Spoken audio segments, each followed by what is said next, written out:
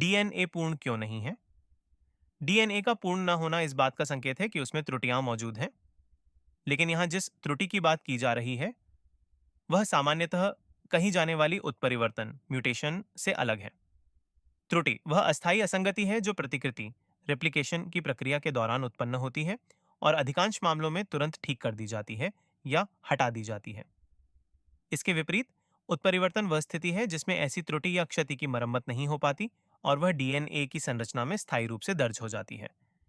इसलिए यहाँ प्रश्न ये नहीं है कि डीएनए में उत्परिवर्तन क्यों मौजूद है, बल्कि यह है कि त्रुटि दर को शून्य क्यों नहीं किया गया। पहला, नियंत्रित किए जा सकने वाले सीमा मान का निर्धारण।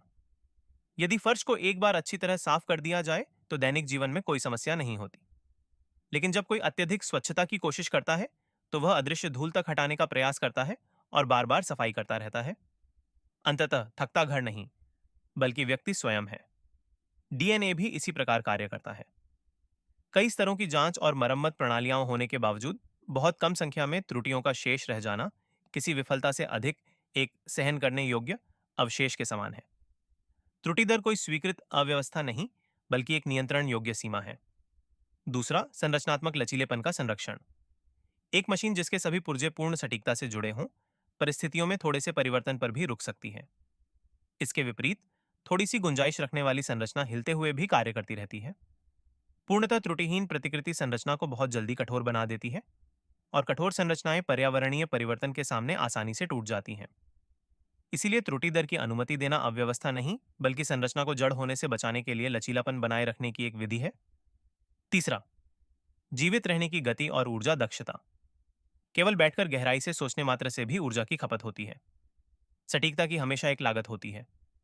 जैसे जैसे त्रुटि दर शून्य के निकट जाती है, प्रतिकृति की गति अत्यधिक धीमी हो जाती है और ऊर्जा की खपत तीव्र रूप से बढ़ जाती है। लेकिन जीवन पूर्णता से अधिक सीमित समय में प्रभावी रूप से जीवित रहने को प्राथमिकता देता है।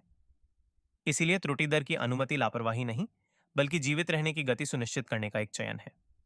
निष्कर्ष सरल है, डीएनए त्रुटि दर को शून्य तक क्यों नहीं लाता, यह इस बात पर निर्भर करता है कि हम किस मानदंड को अपनाते हैं।